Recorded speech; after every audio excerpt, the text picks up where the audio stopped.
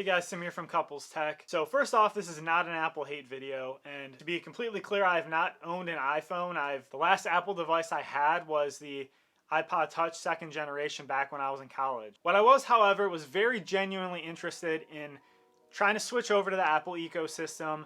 You know, like I said, I've been using Android phones for a while now, but I've had my eyes on the iPhone 11 Pro, and I was honestly looking at getting that used.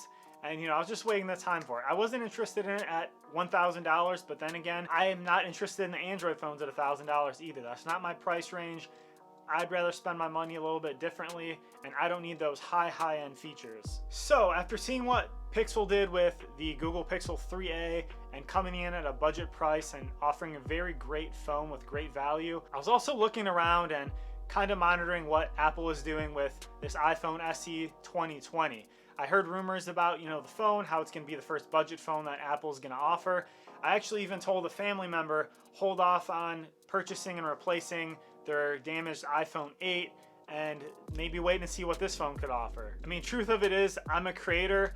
I've got, 3 different YouTube channels right now, make videos on a weekly basis. I'm always shooting stuff. I'm not into 4K yet, but in the future, I'm definitely going to be jumping into 4K. So I'm a prime, customer for Apple. I'm someone that's going to dive into that ecosystem. If I get an iPhone, I'm probably going to get an Apple Watch down the road. I mean, as far as computing power and stuff for editing 4K video, I'm probably someone that would be getting a Mac or a MacBook or something. So believe me when I'm telling you, I was very willing and ready to jump. Like I said, I was looking at that iPhone 11 Pro, probably gonna buy that a couple months down the road maybe. Then this phone came along, and had they really sold me, I would have been in. I probably would have stayed in that ecosystem, but they missed and they struck out on someone like me. Now, part of that is, like I said, the phone I previously mentioned. I have a Pixel 2 right now. I know what the Pixel 3a offers. My fiance actually has that phone.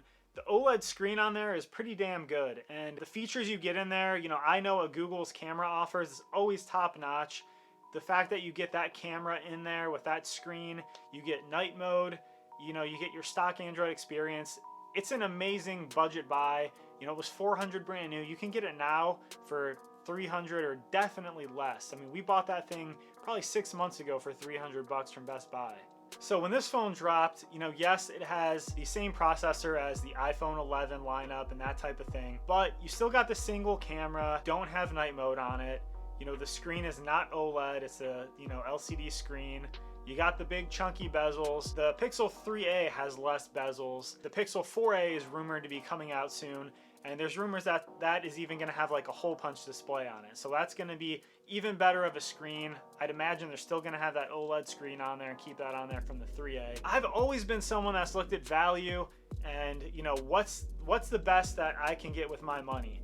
Regardless of, the carrier and regardless of the company, that's something that I truly value. So just looking around, I could not buy an iPhone SE 2020 looking at the price with that. And the other thing I mentioned, I was gonna stay and maybe hang around, get an iPhone 11 Pro used, but the other thing with that is I looked around at what I could get right now and replace my Pixel 2 with. That you can get a Note 9, a phone that was $1,000 just like a year and a half ago, for less than $400 on Amazon Renewed right now. So that is a phone that I'm gonna be paying less for compared to the iPhone SE 2020. With way better features, bigger screen, better battery life. It's got that AMOLED screen on there that looks amazing. The camera quality is gonna be still pretty damn good. So that's what I did. I saw some videos from guys like Travis McP and other YouTube creators, things like that, about what you could get the Note 9 for in 2020. So I pulled the trigger on that. That is kind of why I'm making this video. I think if you are someone who truly wants to stay in the Apple ecosystem, or you really want to get your foot in the door, then maybe that phone is for you. But for someone like me, where I'm not too tied to, Apple versus Android and, specific brands, there is way better value out there that you can get right now. Whether it's a Pixel 3a, the Pixel 4a upcoming, a used and renewed Note 9 device. That's, like I said, a $1,000 device that you can get right now for $350 on Amazon. I just could not go in on that iPhone SE 2020. It also didn't make me want to wait for the iPhone 11 Pro to come down in price enough. I mean, I jumped in, I got this Note 9, like I said, $375 total with tax. I got a couple cases for this. 2 cases, each around $8, brand new because the phone's been out a little bit. So again, it's insane the value you can get if you just look around a little bit. So it's not to hate on you guys if that is the phone for you, that's the phone you want and the route you want to take. But like I said, just look around. I think there's way better options out there. I think Apple struck out. They missed the mark on this. They could have really, you know, punched Google hard and some of those other Android devices that are in that space. They could have really made a killer phone at that cost that was, you know, way better than the Pixel 3a or the Pixel 4a coming up.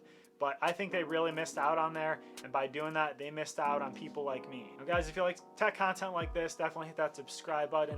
Down here below, I'm gonna put the link for this Note 9. Like I said, Amazon renewed, you can get it for around $350. And I'm also gonna put the link down there below for the Google Pixel 3a, because that again is an awesome and very amazing phone also. That would be a great alternative to the iPhone SE 2020. So you guys take care. I'll see you on the next one.